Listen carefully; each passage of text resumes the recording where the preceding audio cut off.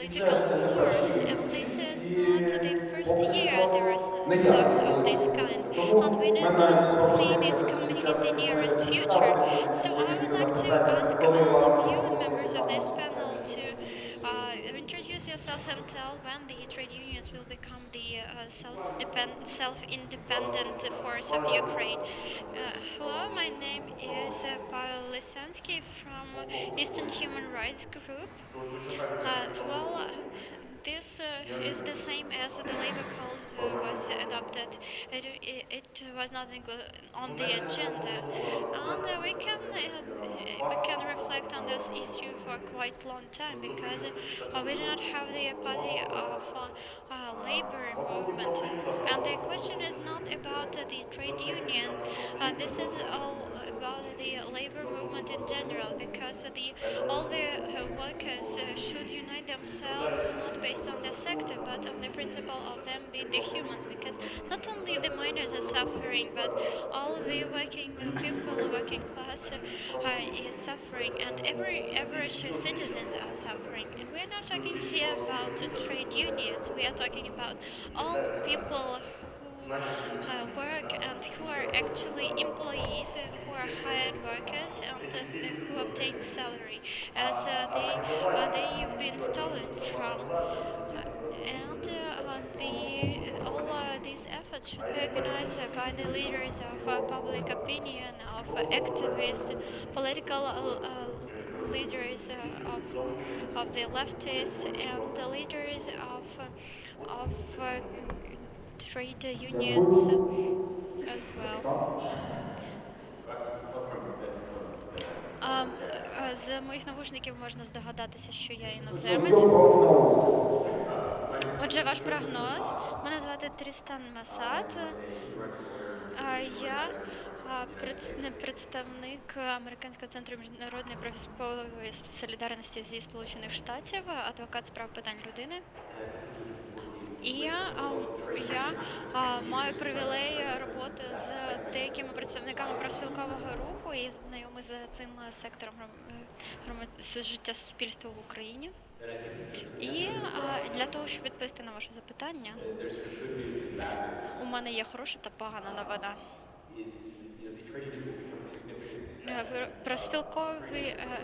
Профспілки стануть дружньою силою громадського суспільства, як тільки ви дозволите їм бути таким. І питання в тому, куди ж вони зараз рухаються. В цьому немає ніякої магії. Потрібна серйозна робота з людьми, розмови з людьми. І структура, яка існує зараз, і стабільність зараз показує, що це неможливо у короткостроковому періоді без розбудови повноцінного громадського суспільства у всіх інших аспектах. Тобто це те, що може трапитися вже через кілька місяців, але скоріше через кілька років, а може навіть десятиліть в Україні. Yuri Samoilov. I'm the head of the Independent Trade Union of Miners in the city of Kryvyi Rih, and this union works with miners of Ukraine. And when I'm asked about the role of trade unions, I want to say that we often have some requirements ahead of us, and we are asked to react. And I think that if we want to win, if we want to build up our own social line, we need to implement our own policy and to make proactive campaigns and not the reaction campaigns. We should not react, but just we want to make our opponents to react on our efforts. As far as this labor code is concerned, I actually hadn't read it, and it didn't help me a lot, the fact that I read the previous two, so I decided not to read this one, because we need to actually lobby our new code. This is what I think. Evgeny Derkach, the head of the trade union uh, at the usually uh, machine building plant. I yesterday organized the protest in Dnipropetrovsk against the new labor code, and this protest was initiated by the primary trade union, which is called the Protection of Labor. And there was the protest held, and even journalists were there. But unfortunately, the turnout to this process was not as high as we expected. And we have a feeling that after the adoption of this labor code, all the people of Ukraine should come out to the streets of their cities and stand up to that. So I will tell you about that in my presentation, why that didn't happen. Good evening, everyone. My name is Valery Petrovsky. I'm from Free Trade Union of Railway Workers of Ukraine. I'm the deputy head of that, and I'm also the in the Center for Anti-Corruption Action. Well, why it happened? It happened because when this labor code was discussed, the society was not very well informed about it, and the rallies was organized by the only the railway workers of Ukraine, and only later we learned that the Federation of Trade Unions of Ukraine actually supported this labor code, and we were against this version of the labor code because the current labor code, which we use right now, is considered to be the best one because it protects the right of the workers, and the one which they are trying to impose on us contains actually some uh, violations of the rights of workers. And I think that in the second reading we will see the mass protests, and we will try to make the code which would protect the rights of us and of our children be adopted in the Verkhovna Rada of Ukraine. Thank you. Well, thank you, Dan. And now I would like to suggest us to proceed with the presentations prepared. The first one is the strategy and tactics for labor unions and labor activists to challenge neoliberalism and austerity with the support of grassroots organizations. And I would like to give the floor to Tristan Massat, probably here from the restroom. Дякую. Я коротко розкажу без презентації, і я вибачаюся, я зазвичай кажу перекладачам, що я говорю повільно, але я не буду говорити повільно, тож успіху. І я був радий, що ми почали зі вступом, і ми згадали про трудовий кодекс. І я можу сказати загальними словами, що більшість людей в цьому залі займають певний сегмент політичної думки, що було проти цього трудового кодексу та також політики жорсткої економії. Взагалом, я думаю, що більшість людей, які б прийшли на таку конференцію, вони б вважали, що альтернативна політика має бути сформульована і має бути задіяна та запроваджена.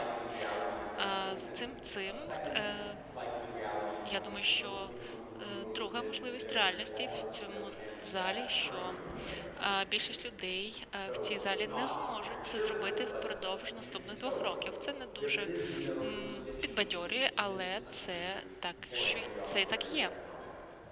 Отже, що стосується такої економіки проти жорсткої економії, це стосується і людей, і влади.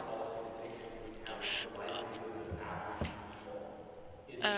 якщо ми говоримо про добробут більшості людей, це не випадкові перемоги, це має бути стійка економічна політика, яка може бути задіяна на рівні держави, і щоб не просто люди говорили про це за таким столом, але ми маємо говорити про основи мобілізації, щоб змогло допомогти розвитку цієї країни. Ми можемо говорити, і я згадував про це, про дві категорії інструментів, які будуть побудовані на ідеї, що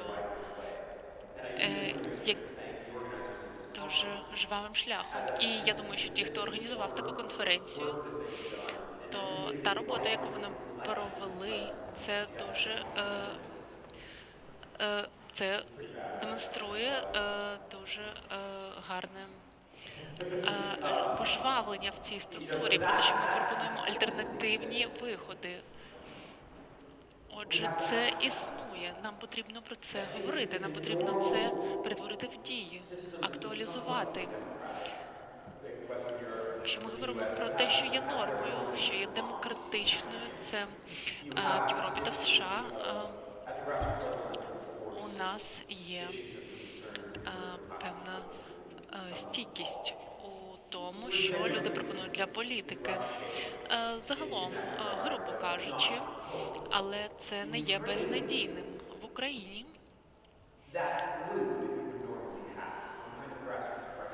Цей тиск знизу, ця інтелектуальна політика і перетворення цієї політики в законодавство. Ваша освіта це є наступним кроком. Це такий організація профспілок та академіків.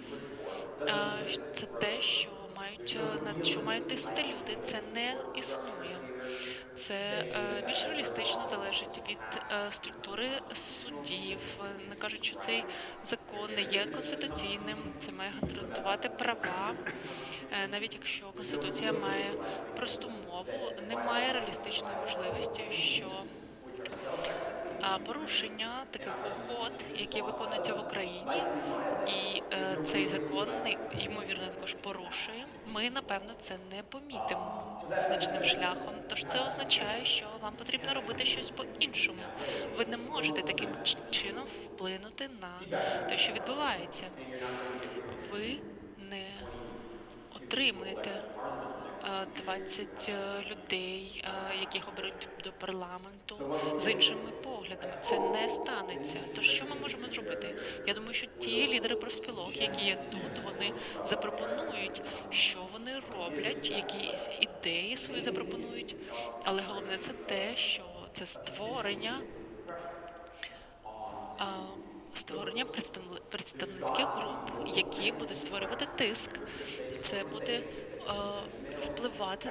впливати на те, що робиться знизу. Це буде тиск знизу. Соціальні медіа, які активізують тисячі людей, які з'являються. Я був на багатьох трудових протестах. Вони інколи навіть менше, ніж людей в цій залі. Вони менше, ніж людей ходять на кіно, в наш трудовий центр по п'ятницях, і це непокоїть. Вони наче показують, що вони зацікавлені, але вони не приходять на такі заходи.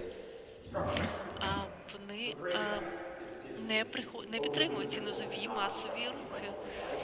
І це, можливо, порада, яка може допомогти вам у цьому створенні, але я хочу заохотити тих, хто задіяний у дослідженні, у аналізі цієї ситуації, подумати про свою практику, про що стосується незалежних спілок, і змінити щось, якщо ви не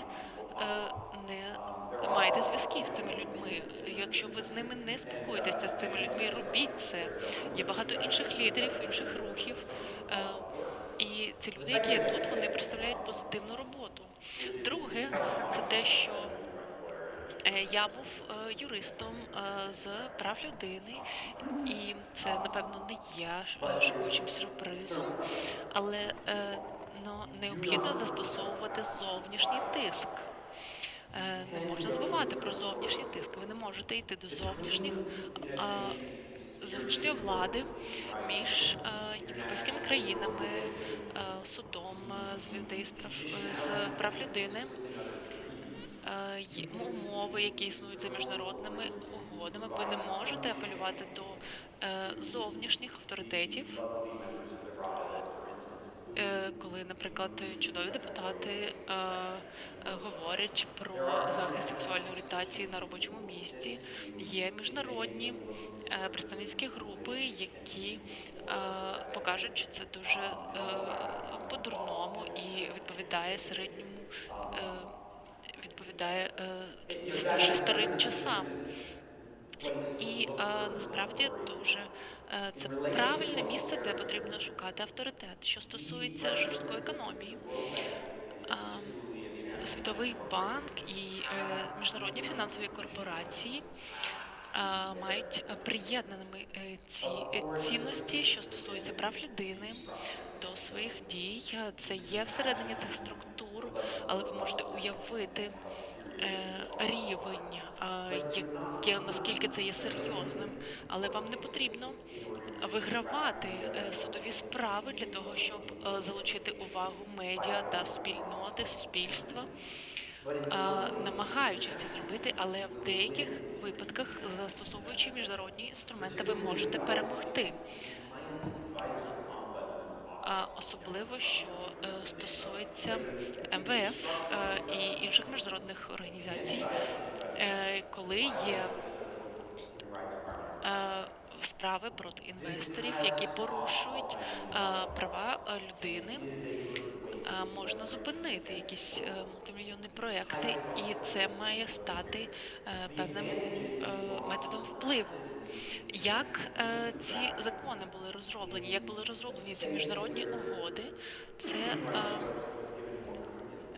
е, надавалися більше можливості правам людини, ніж є в національному законодавстві. І якщо вам потрібно створити зовнішній авторитет або фактор впливу на розвиток низових рухів в країні, це правильний крок. Як це можна зробити? Я не хочу вдаватися тут в деталі, це не цікаво, але тут є багато юристів, яких я заохочую вас сконтактувати з ними, і ви маєте більш залучити ці міжнародні інструменти, і це може уповільнити заходи жорсткої економії, реформи щодо цього, і це надасть час громадському суспільстві мобілізуватися і створити цей тиск, який потрібний для цього. Дякую.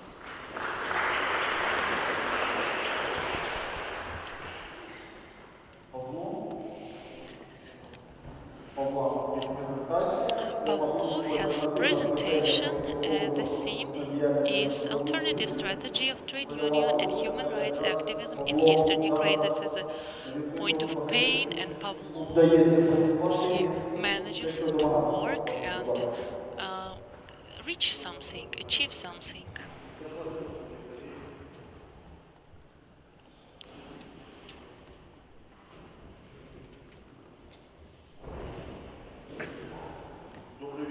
Good evening, dear ladies and gentlemen.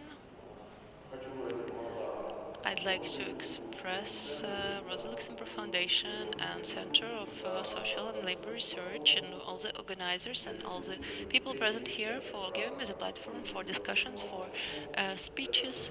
I got a lot of knowledge from this as an expert. As for my own report and my presentation, I'll say a few words and then I'll present my presentation. I'll have just 15 minutes for this, if you don't mind. We work in the east of the country. I have in the past some trade union experience, but I call myself now a human rights activist or defender. If there are some alternative ways for the trade union development in the east of Ukraine, when the war came to Donbass, or as you can call it, Russian operation, violation of social and economic rights of the workers increased. Everybody would say, "Oh, we have the war. Why? What do you want? The salary, or you were fired? Let's just deal with the war, and then later we'll deal with that." And this is what the things are for the latest 1 year and a half. On one side, the workers and the trade unions are scared with the people with the weapon and with in camouflage, but as the practice showed, we have the red line behind which the psychological mood of the workers goes, and then they are ready to fight for the labor rights till the end. But the old trade union system, if you can see here, I made here a little remark that what I say is only from the practice in the east of Ukraine, because we have many trade union leaders. Some people will have questions and they will say, "We have a different way." This is what I have in the east of Ukraine. This is what I see from my practice. I will say some unpleasant things for others, but this is what our experience in the east of Ukraine shows. The trade union leaders didn't want to go into the conflict, into the confrontation with the government or with the people in camouflage and with weapon to protect the workers, the employees. And so from one side, employer had the way to save money and to violate people's rights. On the other hand, we have trade unions, which is kind of pocket organization, and it can suppress the protests. When somebody comes to trade union leader and says that, okay, somebody wants to fire me, let's have a protest, and trade union leader will say, I'm sorry, we have the war, we have to understand the president, we have to understand prime minister and minister, let's just wait a little bit, and later we'll just deal with your problem. Unfortunately, in the east of Ukraine, the old trade union system turned into business. When trade union organizations are organized, um, first of all, they calculate the trade union incomes, whether it's enough to exist. Because in the times of Soviet Union, the trade union existed only how to bring people to the circus, how to go to get a trip to a resort, not about protection of the rights. Uh, we have about 7 million people in the trade unions in Ukraine, but nobody uses this resource. We had some protests against labor code, but how many protests we had that trade union organized? We had just 100 or 200 people, not more than that.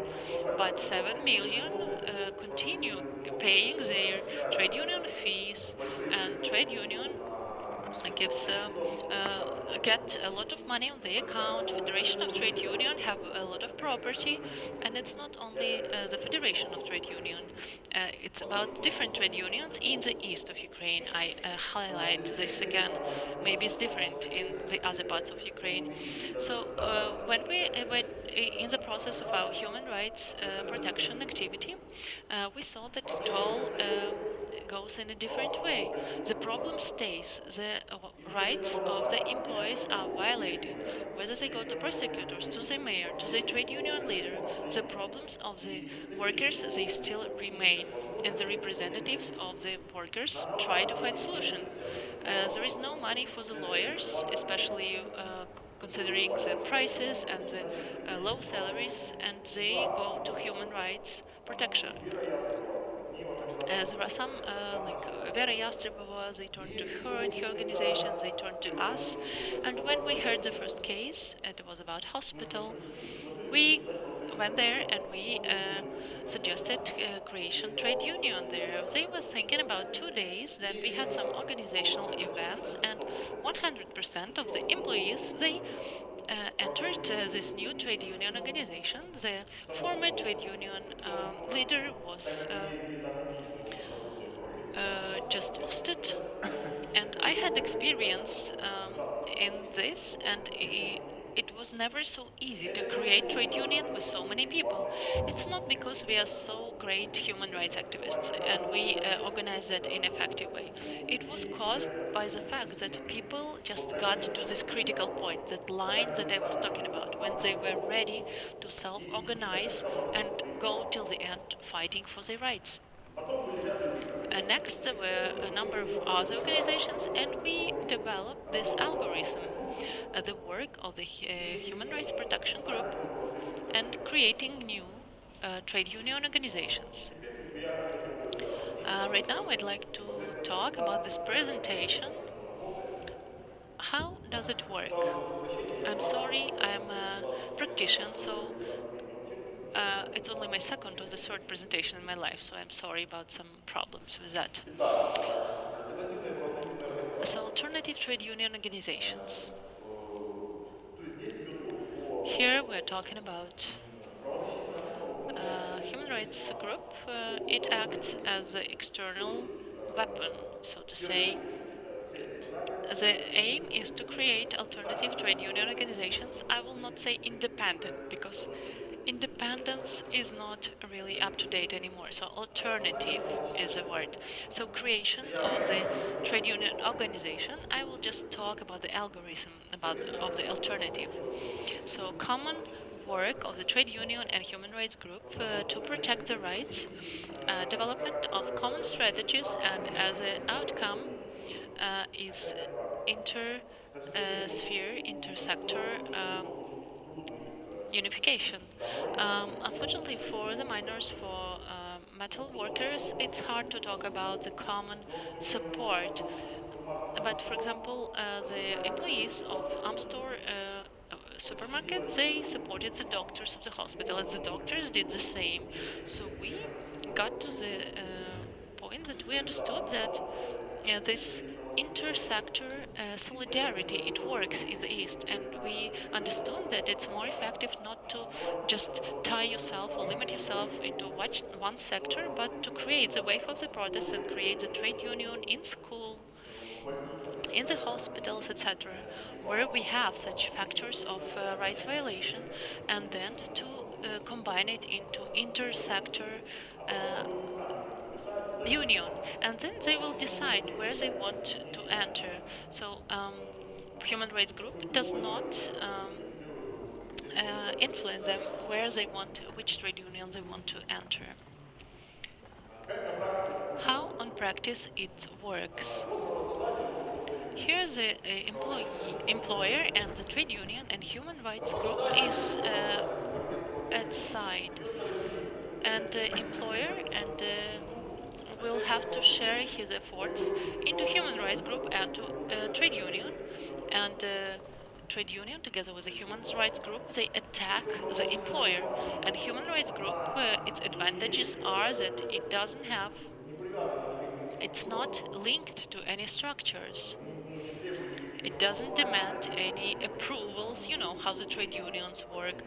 He had some speech on TV, and the trade union leader calls you and said, "Why didn't you ask me if you can do this?"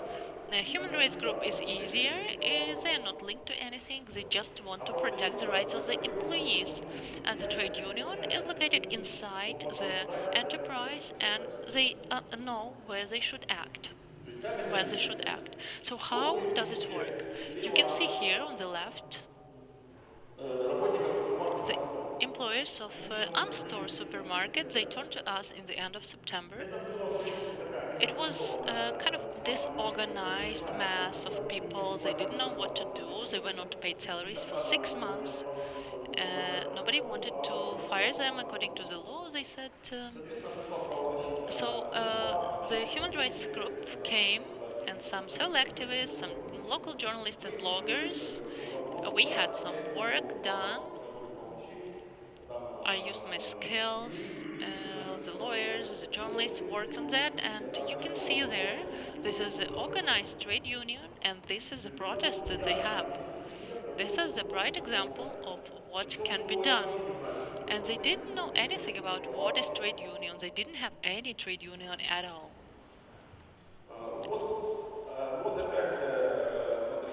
So here you can see again the employers, when we announced the protest, it just closed. They just closed it. So behind the grid, you can see the trade union, and it is representative of protection of the employee rights.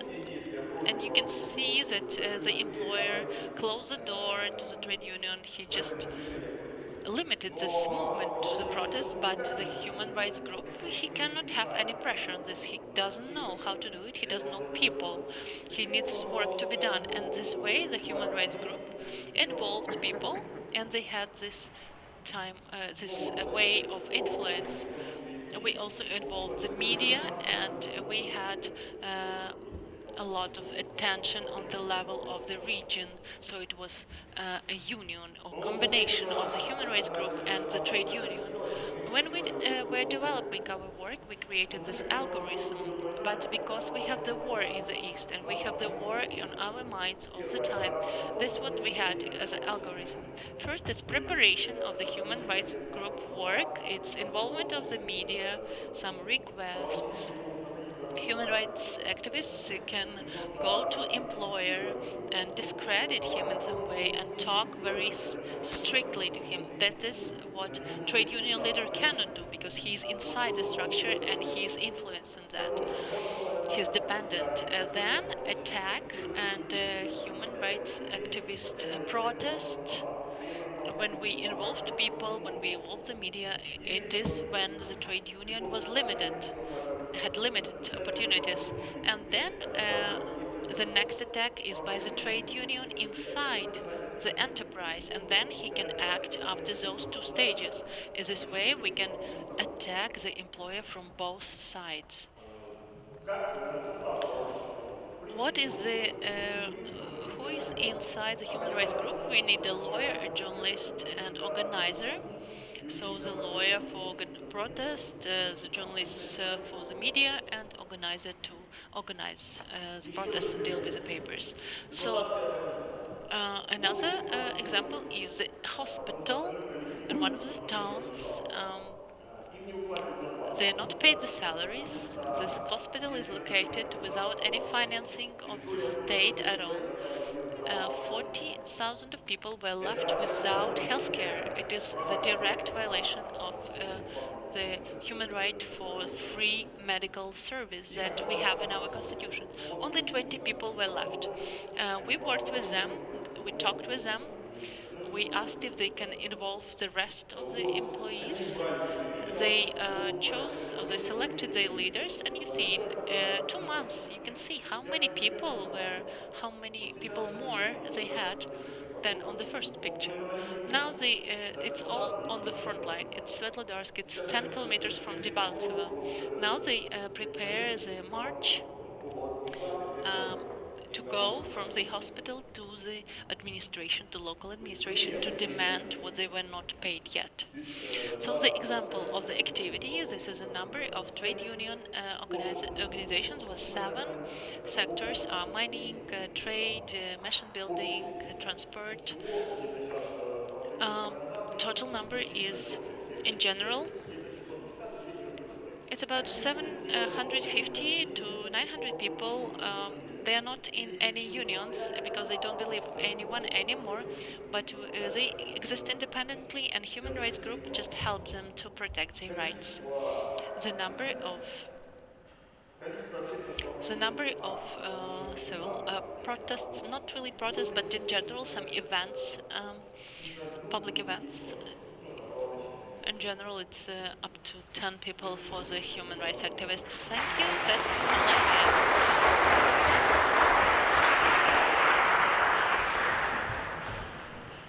Тепер запрошую Юрія Петровича Now I Самойлова. would like to give the floor to Yuri Samoylov, Доведіть, будь ласка, сучасному українському who суспільству. will tell us about the working class in Така тема. contemporary Ukrainian society, Добрий вечір. as that's the topic of his presentation.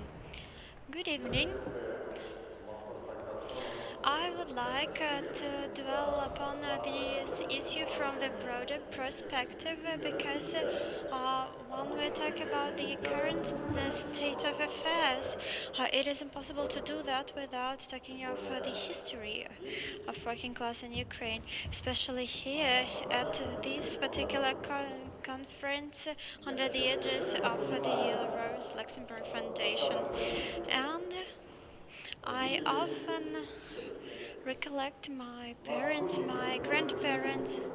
Well, we used to have the uh, ore extraction mine, which was called after Rose Luxemburg, and out of that ore mine, out of the workers of those mine, there was the regiment, military regiment created, and it fought in the Second World War.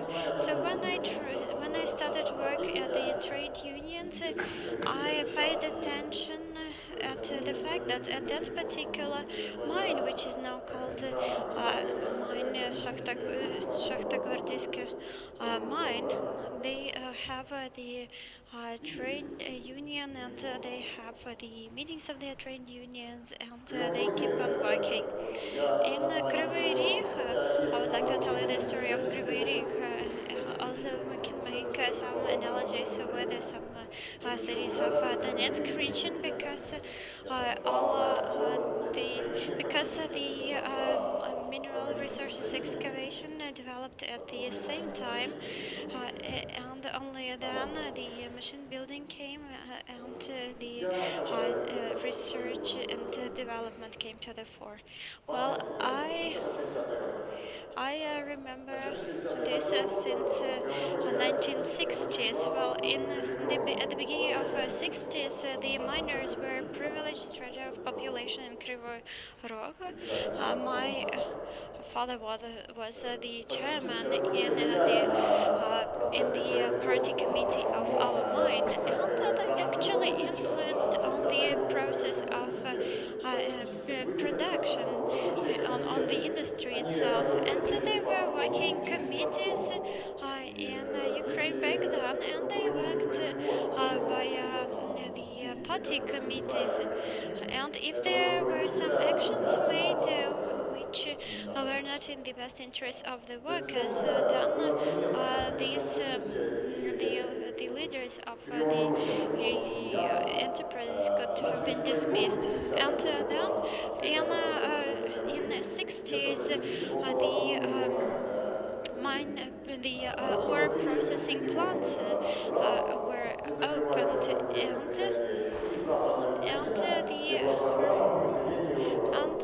the people were actually resettled into this region. Those were the people from Ural and from the western Ukraine. So my father was against the leftists, and it is quite weird that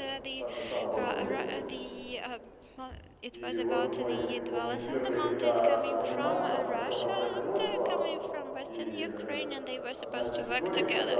I remember when I came to my work, there was a story when there is. A person, so-called Banderovец, coming from Western Ukraine, and he was supposed to work with the ex-KGB worker, and he asks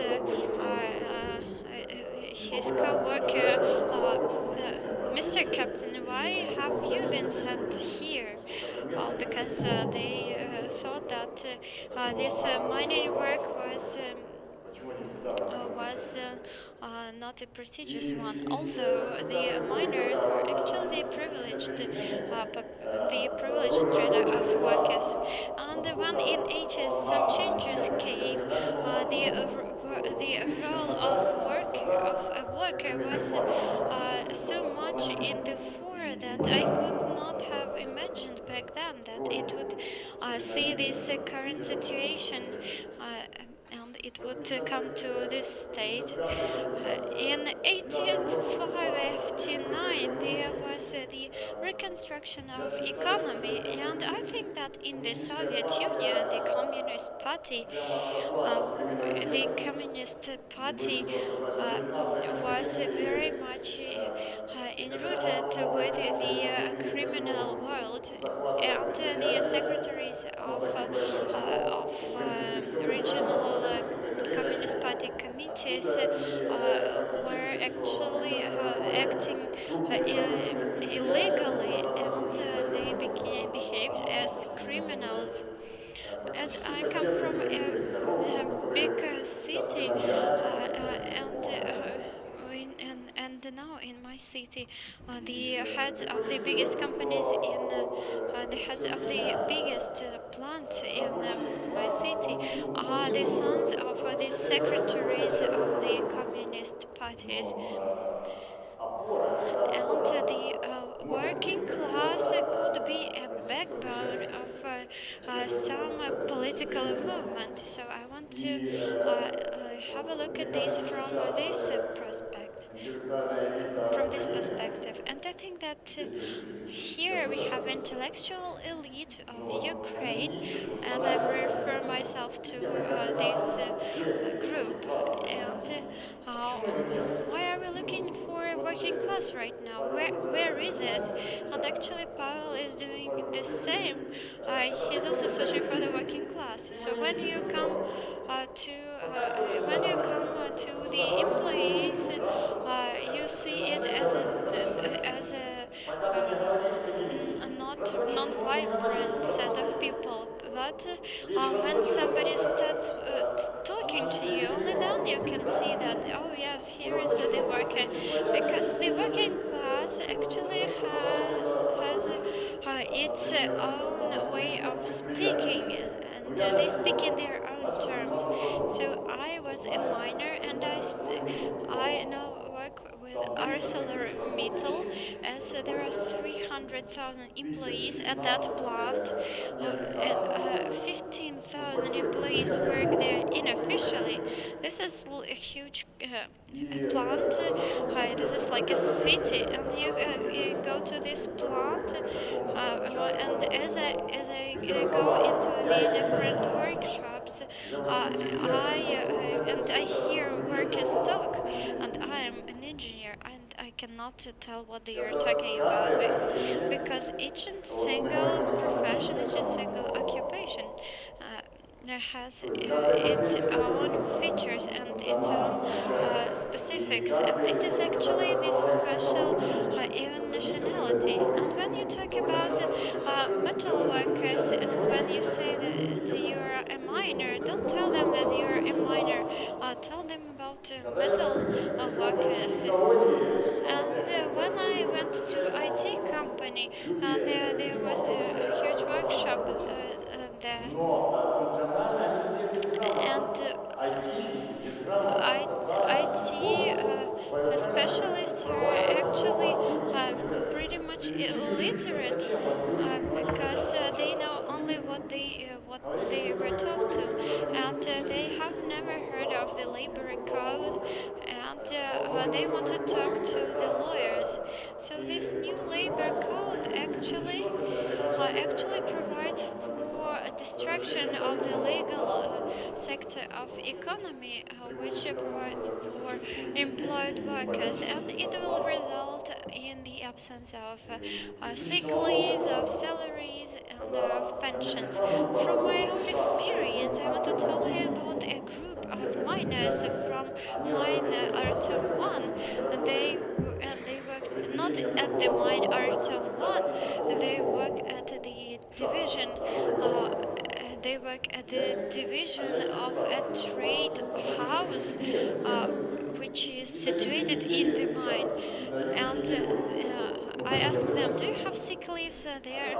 They say that no, we do not have the sick leaves. But we have the benefits for working underground, but they just take for granted what their manager told them, and they are not sure in that. So the adoption of this labor code will result at the layoff of 11,000 people, and this is quite a huge number of people. This is actually the population of a small town. So a leader of a trade union there says, "Do not listen to this Samoilov. Listen to your manager, because to your CEO, because Samoilov will have you fired from your job." Well, Actually, I tried to implement the also the methods for human rights protection, and we have eight legal trade unions with each of the trade union containing one thousand and a half of workers.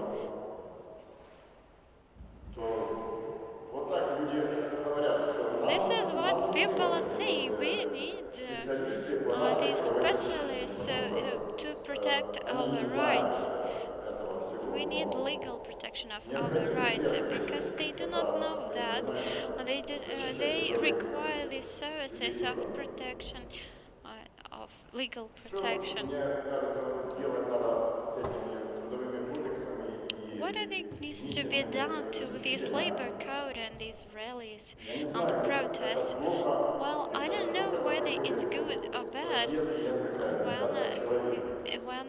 a few dozens of Но, people может быть, это participate in the специальные требования process. к власть имущим, что Maybe касается it никому is другому, кроме actually них. made on Ну, это значит, purpose надо менять by those условия in power контекста. in order to show that Мы видим, nobody как needs this type поменялась of постановка protest. протеста, дай And бог, uh, we know how the party надо Svoboda, the мобилизовать freedom, протесты. Это changed its шаг form of вперед. protest, and Крупные let's предприятия not решили resort быть to this type на of стороне efforts. демократической I know оппозиции. that there are still big companies Ядовитая in ядерная Ukraine. This is атомная my электростанция, the где ore киловатт-часа processing энергии находится and только mineral processing себестоимость plants as официальная well as на 2 mining копейки. plants. Честно, And очень жаль. actually, the cost price of labor there Производителя атома. uh, Это is на все very равно low. говорят, у нас And убыток when 4 миллиарда, а нам ArcelorMittal кажется, что says на данный that момент они натребовали 27 миллиардов, they получили 22 миллиарда.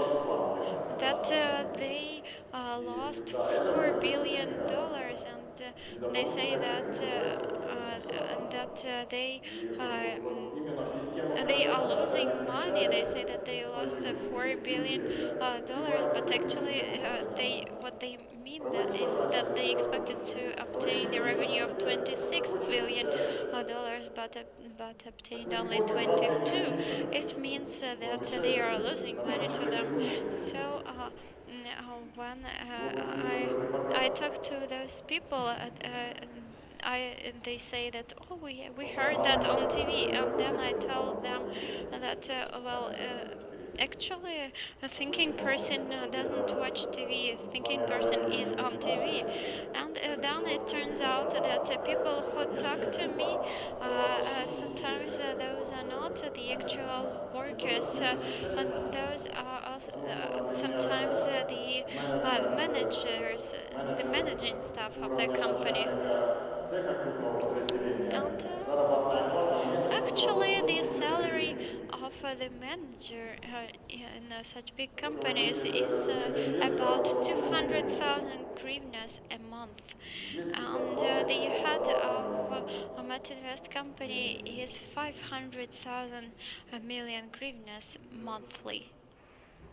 And Значит, в зависимости от some первого профсоюза, heads представим, я of профсоюз, companies я профессионал. even get one and Лидер half профсоюза million говорит hryvnias monthly. независимо. Это первый Well, the сентября leaders of trade директора unions предприятия. could be Поэтому ставим independent границы. only until the Нельзя first call from the head ориентироваться of на the company. предприятие. So we should not Организация be должна oriented at создаваться the interests of the сейчас, мимо company предприятия. managers. А предприятие These должно trade unions содействовать should этой be организации created профсоюза в irrespective of the осуществлении companies. функций They should по be его created имени. externally, and Такой, then в in the принципе, particular национальный companies we should подход. have our Но representatives. главный тезис And the main должны idea быть is сделаны территориальные to have the организации, которые territorial имеют право offices, regional регистрироваться offices, крупными, with имеющие the ценности status of развития legal и entities силовые, и to provide правовые, the потому services что and the different тут мы не проговорили еще protection минутку, measures. да? То есть мы же не учитываем, что работодатель, As here, we do not производитель, take into account работа that имеет крупные силовые армии, в managers которых in Ukraine have actually, the military army is not only in the east. For instance, Metinvest has an army of 7,000 people, and ArcelorMittal has something like 3,000 people of army. To and in order to fight them, we need quite a lot of efforts, including military efforts. Well, thank you very much. That's was me speaking on the spot, but thank you very much for having me here. Так, ой, уже поняла. Well, now Спасибо. Ще в нас є така група. we have two presentations left, and if you don't mind, I would like to give our speakers Давайте 15 minutes each. по плану And направляємо according дорогу. to our agenda, І we ми have хотіли Valery запросити Petrovsky земельних from Free Trade Union депутатів of Railway Workers. і Do you have a presentation now? No.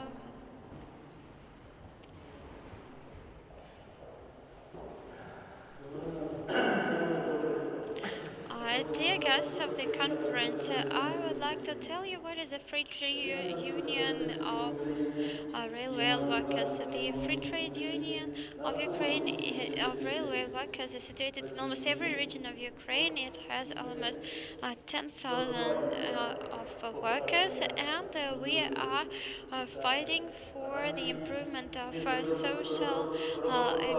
social guarantees and better labor conditions from employers by means of social dialogue and sometimes by means of court litigations, and thus we protect the interests of the workers.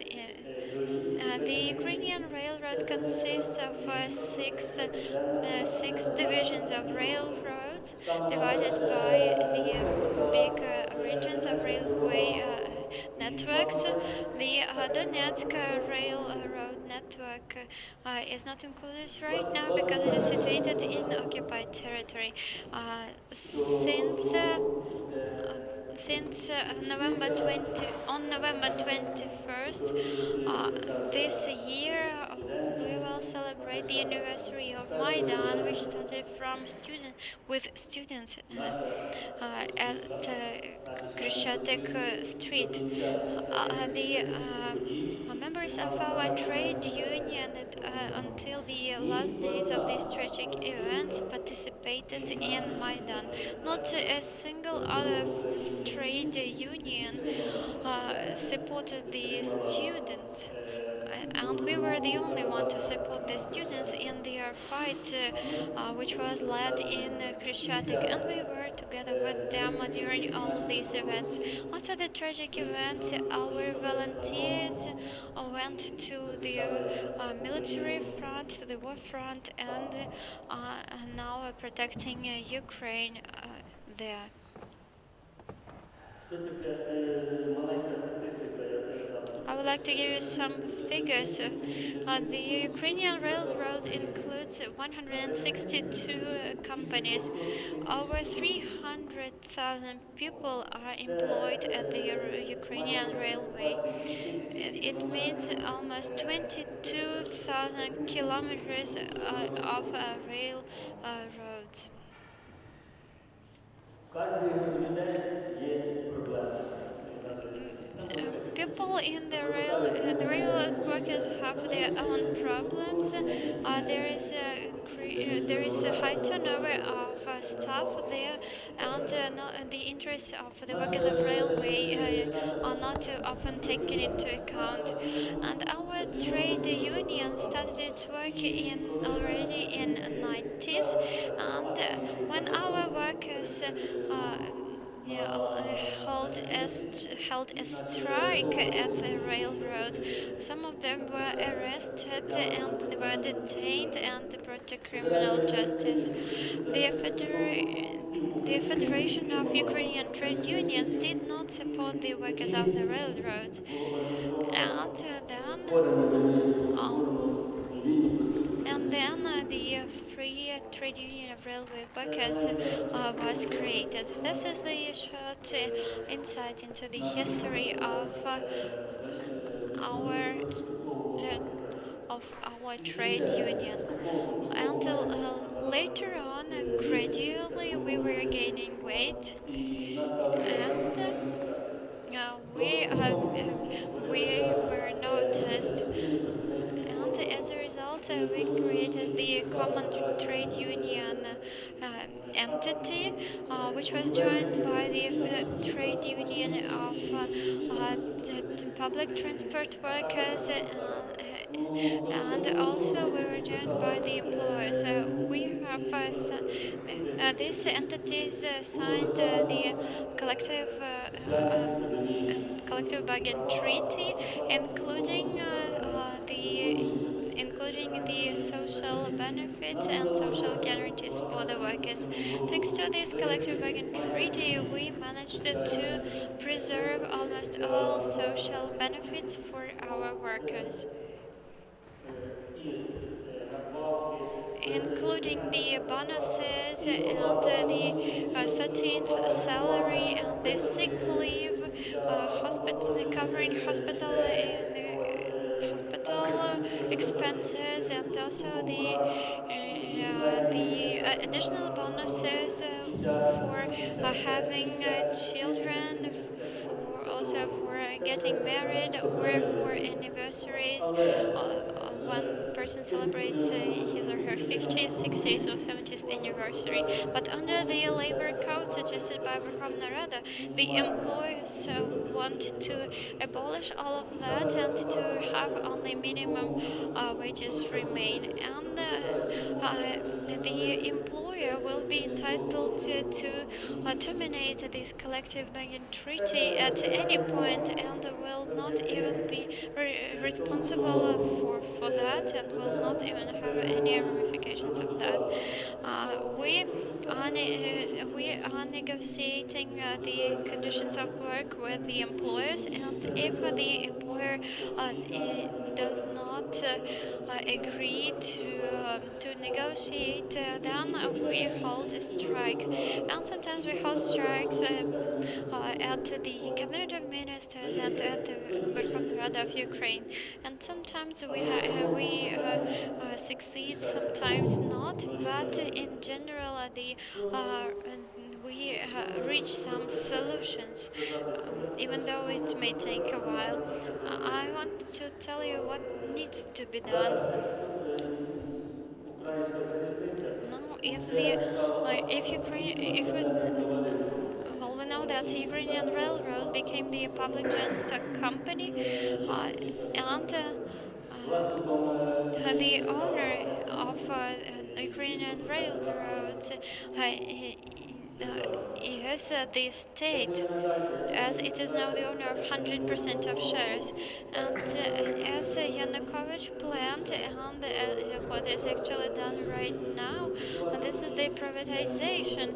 And back then, the family of Yanukovych wanted to privatize the railroad, and now we see the same efforts, as some companies were not included into the railroads of Ukraine, and there are now people who wanted to purchase those companies which were not included now into the public joint stock company, Ukrainian railroads.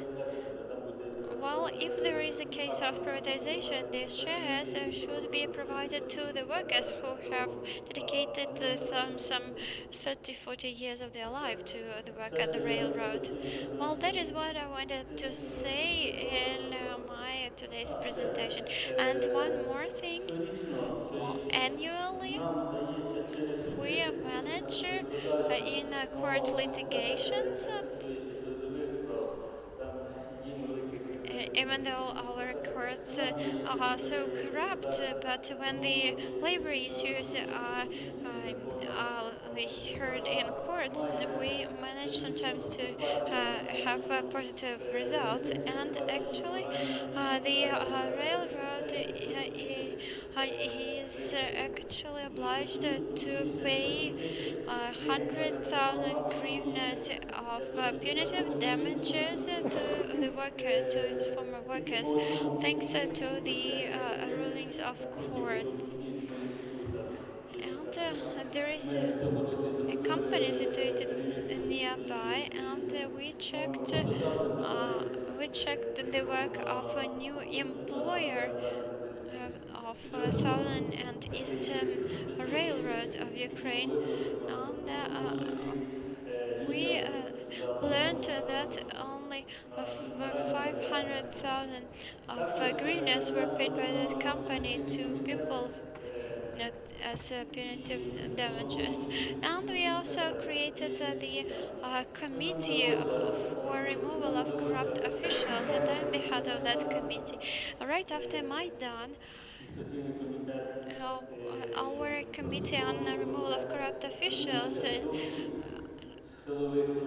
addressed all the entities of all, addressed all of the highest authorities in Ukraine, including the president and the cabinet of ministers, and with the assistance of Dmitry Dobrodomov, who helped us to have the head of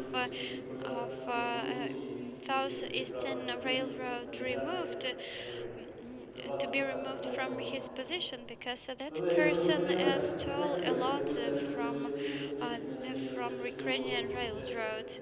And when this person was fired, we hoped that the corrupt officials will leave. And as there was the Yanukovych's people working at our railroad, at Ukrainian railroads, they actually remained at their positions, even though although we have a new CEO, the people remain the same, and the system remained the same. And now we set such a goal ahead of us to change the system. How do we do that?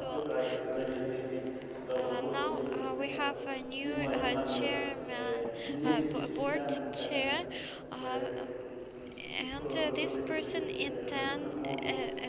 intends to change the system, and we will support him, even though we do not know whether we will succeed or not. As it is very difficult to work in that direction. Well, thank you very much for your attention. This is the final presentation from the leader of the primary trade union organization, Yevgen Derkach, at our who worked at our amazing uh, rocket building, space rocket building plant. And the floor is yours, Yevgen. Выставку будет например. So, right now, but my speech will be about something else. Название моего рабочего So, the name of my как раз speech is общества. s- the independent trade unions as the basis of democratic and civil society. So, what I mean here, it's real. What do I mean as civil society? What is citizen? And what it means a member of civil society or citizen? It is somebody who lives according to the law, and as we have instructions or at our workplace.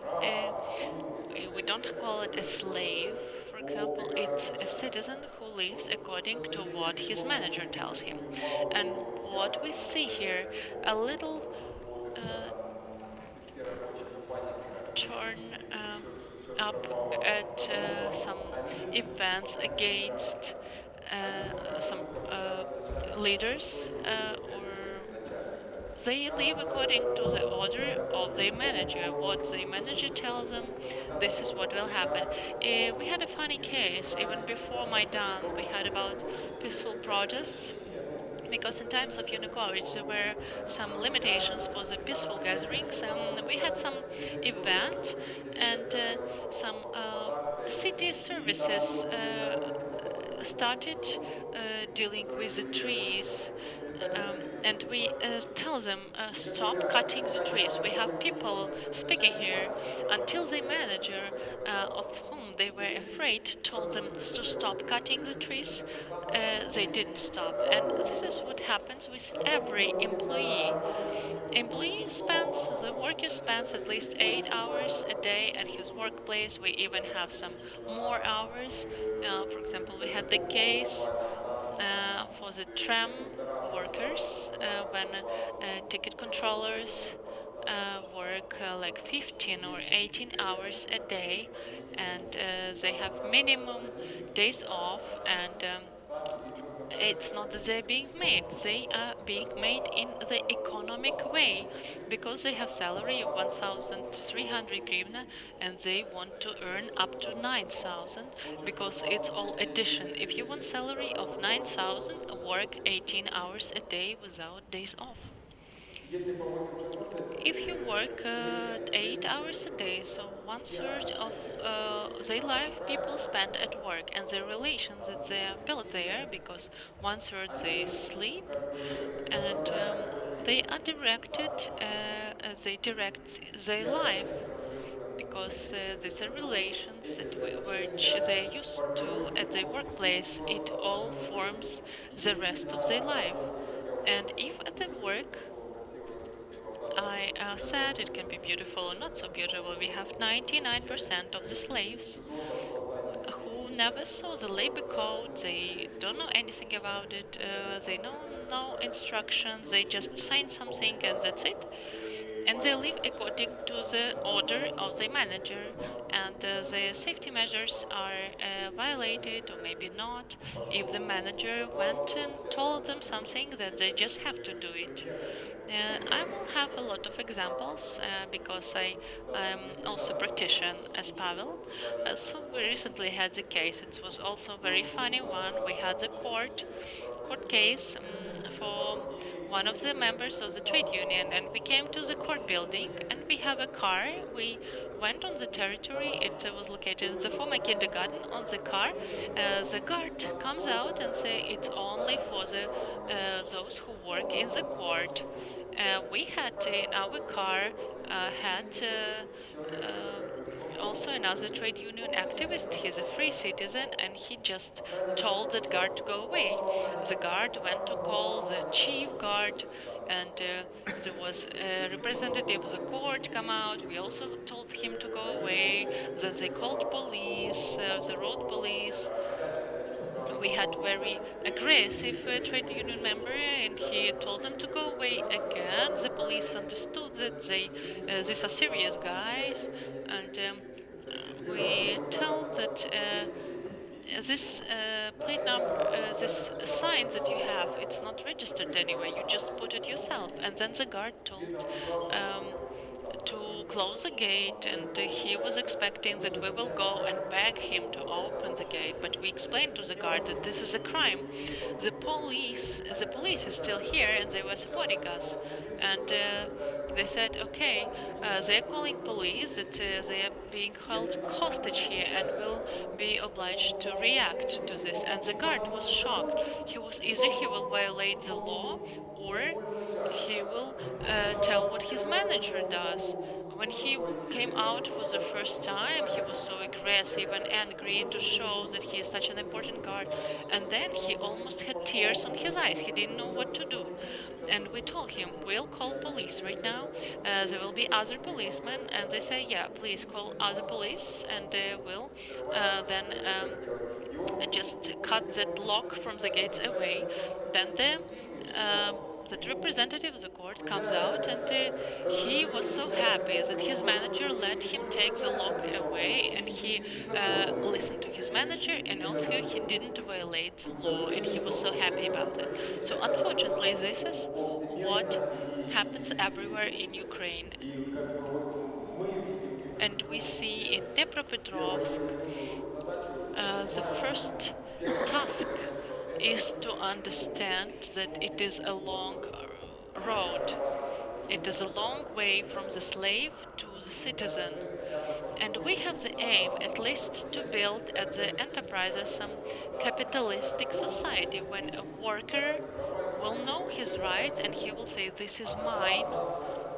Or because when we have in this post-Soviet space, uh, we have people and they have attitude, capitalistic attitude, but their consciousness is still in the past, and people are caught on their patriotism. They say, we don't have salary, we need to save the factory, and it happens all of the time. And every time people listen to that nonsense. And as Pavel said, once we have this line and the workers don't react to that anymore, and that line happened at Southern Machine Building Plant when the debt for the salary was 7 months, when the workers even organize their protest. They applied to organize a protest as an initiative group to complain. They said, we cannot help you, but you have the right by the law to organize some kind of protest. We came to that protest that was organized by the workers, and we directed into the right direction. We had contacts of the media, we had some banners and loudspeakers, because if workers gather without loudspeaker, it just chaos. So after this protest, we gathered the contacts, we found some active workers, and we created the trade union. And we also held a number of successful protests, even up to 500, 600 people gathered together, even though enterprise is very big. They have 5,000 of workers, but for Dnipropetrovsk, it was as a social type of protest without Maidan. It was quite a big protest. The workers would close the roads, block the roads, and they basically captured the regional council building. But in fact, the administration acted in a very stupid way. Administration of those post-Soviet times, they thought that they are managers, they are leaders, and they uh, where they have a capitalistic attitude, then they would have a different way of reaction from the administration. But our administration is very stupid, reacted in a very stupid way. They thought that in the beginning they didn't do anything. They thought that the workers will just go away. They would go away, but we intervened and organized them. Then I was attacked, I was beaten up, but it was only for my benefit. After some period of time in the salaries, in March, was paid in full. Later, now there are new debts for the salaries. They start growing, but administration had a different tactics. They changed their tactics. They started working in a more effective way. Now they hold each week in all the departments talking or discussions with workers. They explain them that this independent trade union was only called to destroy the factory. And so one delegation went to the U.S. to sign the contract, and here we are organizing some protests. So a deputy director went around all the departments and showed them the paper, because Zhenya gathered the protest. Americans refused to sign a contract with them, and if the factory which we were trying to destroy for 25 years will finally be destroyed, that this is this poor Zhenya to blame. So what was the outcome that we had in Dnipropetrovsk? How to make a slave into a citizen? We regularly publish some brochures, but we cannot or leaflets. We don't provide technologies. I have experience for 3 to 4 years in the trade union. We have another person that does it from the 90s. Wherever we go, they say, "Oh, you talk so much. Write us some instructions." We say, "We will not write you any instructions." For the workers, until it reaches workers, the management will, the administration will get it much faster. So we don't write technologies. It's only in the personal conversation, vis-a-vis, or in the groups.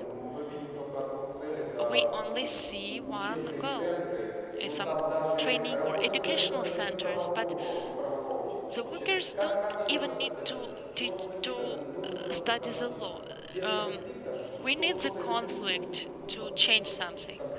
In order to change something, you need conflict. This is the main rule we explain to the workers, because the workers often are afraid of the conflict. But if you are afraid of the conflict, you cannot change anything. If you have the conflict, then the changes start. So our task in this kind of educational center, not just to explain them the legislation, because the workers are not so stupid. As Yuri said, we also had, "I don't have higher education, I'm just a worker here."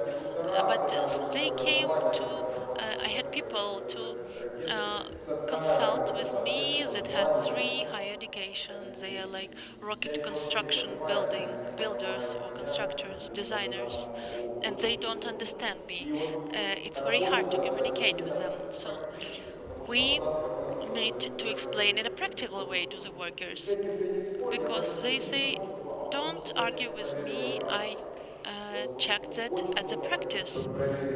I could test it on practice." And we did test it on practice many cases. We have a lot, and sometimes we remember about that, laughing on that. We had different situations, and we need to learn the worker, to teach the worker how to enter the conflict and win there, because the worker does not know how to do it. We have a simple example. I got some new spare part to make. We don't have measure tool, we don't have cutting tool. What do? I just sit and sit. I just read some news or playing some games, table games with the other workers. Other workers tell me, "Zhenya, I was arguing, to fight to make her bring me something." And I say, "What? So what was the result?" Nothing happened. They had a useless conflict. I was sitting for 2 days at work. My masters, my managers give me the tools, because this is my way out of the conflict. I just stop working if I don't agree to something. Don't work at all. It cannot be anything simpler than that. But a worker is so afraid of that. Just how? What do you mean not to work? He's ready to do